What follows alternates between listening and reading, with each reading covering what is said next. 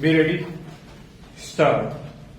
Class 4 is income derived from business and the source is business. Class 5 is professional earnings and the source is profession, which includes a vocation by reason of section 10 subsection bracket 1 of the act, which provides that the tax under the head professional earnings shall be in respect of the profits of any profession or vocation. And class 6 is income derived from other sources and the source is obviously other sources. Stop. Therefore, if one were to determine the source of income on which tax was chargeable, and that is what one is required to do for the purpose of ascertaining whether the condition precedent to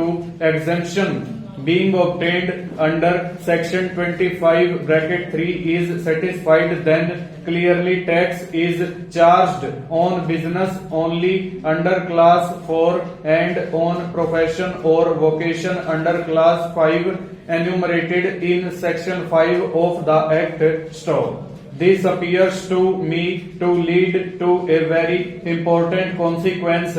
Stop. Since the object of section 25 bracket 3 was undisputably to grant relief in respect of double taxation of the same income, the relief could only be in respect of the same class of income on which tax was charged twice, that is, income charged under the corresponding classes which have been renamed heads in section 6 of the Act of 1922 and the corresponding heads in section 6 of the Act of 1922 were bracket 4 business and bracket 5 professional earnings. Stop. Therefore, when section 25 subsection bracket 3 provides that no tax shall be paid in respect of the income, profits and gains of business, profession or vocation, it appears to me that it can only mean that no tax